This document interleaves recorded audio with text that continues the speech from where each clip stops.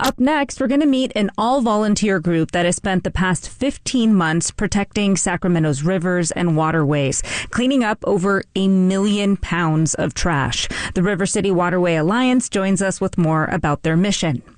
You're listening to Insight here on CapRadio. I'm your host, Vicki Gonzalez. Sacramento's rivers and waterways, they're a jewel. They provide not only ecologically diverse habitats for plants and wildlife, but also a wide array of opportunities for us to get outside and just take it all in.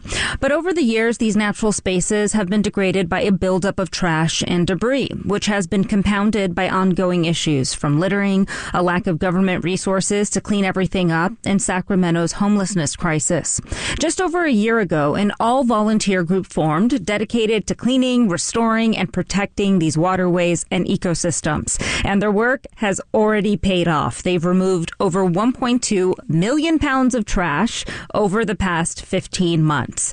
Here to tell us more are Crystal Tobias and Roland Brady, the president and vice president of the Sacramento Area Creeks Council, and Mark Baker, co-founder of the River City Waterway Alliance. Good afternoon. Good afternoon. Hello. Thanks for making the trip. Okay, Crystal, I want to start with you. How did you all get interested in working to clean up our local rivers and waterways? Well, I'm a local girl born in Sacramento, and I've been going down to the American River since I was 5 years old. I've had a lot of experience along our waterways, Folsom Lake, Lake 𝐂𝐢𝐿𝐴, and I just realized that something needed to be done years ago. I've been doing these kinds of cleanups for 30 years. The habitat down there is amazing, and nobody else was picking the stuff up when I started, and so I worked with American River Parkway Foundation, Save the American River Association, worked independently, and now I live by a state park and I clean up there. But the rivers, the opportunity to work with Dr. Brady in 2018 really opened my eyes, and it just was natural because I love this environment and I want to take care of it. How so? What happened in 2018? Since you've been at it for decades now. Well, I met Dr. Brady, and he had a project on Steelhead Creek, which is a salmonid creek, which houses steelhead trout and Chinook salmon. And he had been doing a study on Steelhead Creek about the kinds of trash that is in the water and how it's affecting the waterway. He'll talk more about that. But he came to a meeting that we both attended and asked for assistance with this project. I happened to have some spare time and said, okay, I'll be there. Little did I know what I was getting into, but I just fell in love with that area and realized that we could make a difference down there. Well, Dr. Brady, Roland, you have a PhD in geology. You specialize in watershed hydrology and stream restoration, so this seems right up your alley. What would you like people to know about, our rivers and creeks and other waterways in Sacramento? Well, what's most important is that these are absolute arteries of life in a quite arid environment. And all of the creeks that we've been working on drain ultimately into the Sacramento River and then into the San Francisco Bay and the ocean.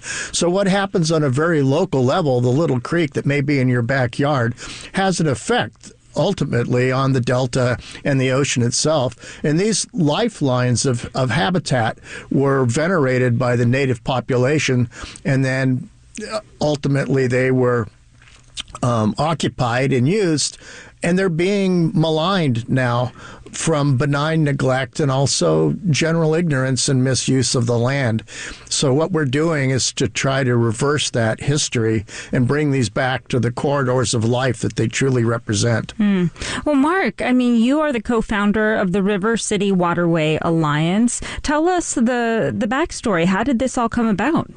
Yeah, so the four co-founders, myself, David Ingram, Kathleen Ford, and Lisa Sanchez, were all part of another small cleanup group, and we met met all these other pioneers of the waterways, and we all fell in love with the creeks and the parkway. I've always been out playing on the parkway my entire life, but we saw the need for a waterway-specific group.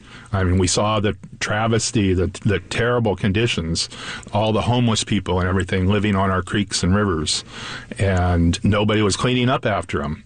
You know, they move out, they leave their trash, and there's no way that county employees can keep up with all the trash. And so we decided to start our own little group with the pioneers that have been working on it for 30, 40 years. And so over the last, since January, we started in January of 2023, and we've done 385 cleanups since then. I mean, that's almost, that's 4 to 6 to 8 cleanups every week somewhere on our waterways. It's almost daily. Yeah, I mean, it's pretty close. I mean, we always schedule four cleanups every week, and often we'll do as many as 8 cleanups. Well, and the fact that you've been able to pick up, 1.2 million pounds of trash since January of last year, 2023. I mean, I would imagine you have a good group of volunteers who all believe in the same mission and wanting to protect the beauty of Sacramento's waterways. Yeah. I mean, I'm so proud of our volunteers. It's just amazing that, we have over 11,000 volunteer hours. We've developed this fantastic community of people that like to go out 3 times a week, picking up 10,000 pounds of trash every week, even more than that. And it's our exercise program. It's our social group. And, we just all love each other. Crystal, what are some of the trash and debris that is more problematic that you're seeing when you go out there? The most problematic are the large textiles, and that would be tents, tarps, clothing, large pieces of plastic, mattresses, and foam pads, because what those do when they get wet, they sink to the bottom of the waterway and they armor the bottom of the channel, which it disrupts the life cycle of the critters that live in the substrate. Another thing is shopping carts. Shopping carts bring in more debris, and when they're in the water, they grab the debris that is floating downstream, and also there's a non-native plant called water primrose that will grow up around the shopping cart, and it blocks the fish passage. And so those are the most damaging, but we also find thousands of hypodermic needles and human waste and toxic waste, empty herbicide and pesticide bottles, literally thousands of batteries. So we try and, keep that stuff out and separate. But that's probably the most damaging. But we find everything, and we some of us have little collections of treasures that we we collect, and we try and make it fun. I mean, it is fun. And you can tell people keep coming back. But it's also, you have to laugh or you cry. Yeah. Are there certain rivers or parts of the river or creeks that seem to be more polluted with debris?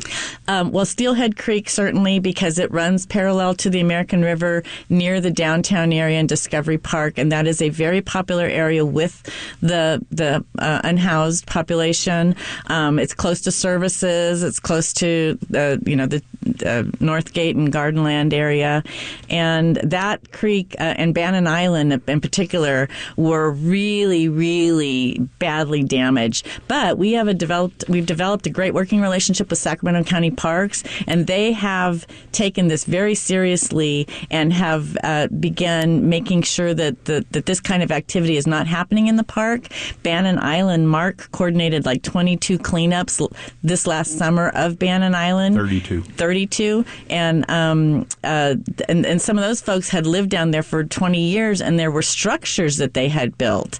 And this is a sensitive nature area, so we can see that the work that we've been doing has made a difference, and partnering with the Sacramento County and the other agencies has been huge for us. Sacramento County, the city to some extent, RD 1000, which takes care of the levees on one side of the creek, and American River Flood on the other side, and Sacramento Regional Sanitation has been a great partner, and now we also work with a group called Forensic Clean that does come in and they take our trash trash away a lot of times, so we don't have to haul it to the dump.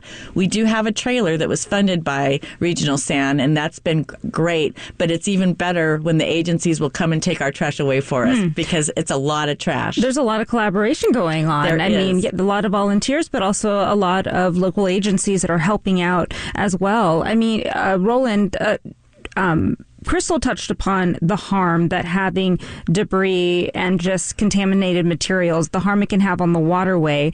But removing 1.2 million pounds of trash, I mean, that seems like a lot. How does this benefit, the habitat and the critters and the species that call this area home? Well, one of the main things, as Crystal mentioned, is that the textiles armor the bottom and they make a deoxygenated area in the substrate. And oxygen is the life of all organisms. And so the life is not so much in the water of the stream, but it's in the water that's in the sediment in the bottom of the stream. And by removing the textiles, it makes the sediment available to the oxygen, and high flows then stir up that sediment and restore the life. So that's the main contribution. But also with the presence of camps along the side of the streams, there's been the removal of woody vegetation, there's compaction of the soil. We did a study and found that in the tent sites, the soil is compacted 3 to 5 times more than the native vegetation. The native soil is, and that favors non-native vegetation, weeds and things like that. And it also encourages a type of erosion that cuts grooves into the side of the banks, which encourages sedimentation in the stream. So there are a number of benefits of removing this material. I'm curious, as we wind down this conversation, we have a few minutes left. If someone's listening to this, they actually, go for daily walks on whether it's the Sacramento River, the American River, or a creek in their neighborhood. What tips and information should they keep in mind so they can be part of the solution if they see some debris and some littering taking place? Well, they can, what I do is I always have a little bag with me and wear gloves, and I take my 𝐂𝐿𝐵 with me wherever I go, and a 𝐂𝐿𝐵 is a trash grabber, and they can pick up trash in their own neighborhood. They can go on to the River City Waterway Alliance YouTube channel or Facebook page and see some of the large-scale cleanups that we do. They can support Sacramento Area Creeks Council, because we then, in turn, support our volunteers with refreshments, but mostly equipment and supplies. And they can take action in their own community. They can adopt a little creek in their neighborhood, or even, I pull over when I see a plastic bag on the street in danger of going down a drain, because I look at it as one last plastic bag that's going to go out to the Pacific garbage patch in the ocean. And I'm extreme, but there are ways that people can help just every day in their own little lives. Yeah, what seems to be small, like maybe it's just a piece of plastic, is actually a big thing, because all the little things add up, especially small pieces of plastic like straws and stuff that can be really difficult. Animals eat that stuff. They don't know that it's not food, but they can't digest it. And it's important to note that what we're doing is not for aesthetic reasons. It's not a beautification campaign, although that is an effect of what we do. What we're doing is environmental restoration, trying to rejuvenate the natural processes that are encumbered by all of the debris and the habitation. Mark, what does it mean to you? We only have 30 seconds left. That, a year plus in, you've had a robust turnout for the River City Waterway Alliance. Well, we have a ton of fun. It's amazing how much fun we have at our cleanups.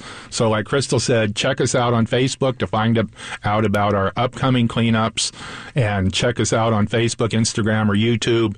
We make music videos for almost every cleanup we do. We have over 242 music videos on Facebook.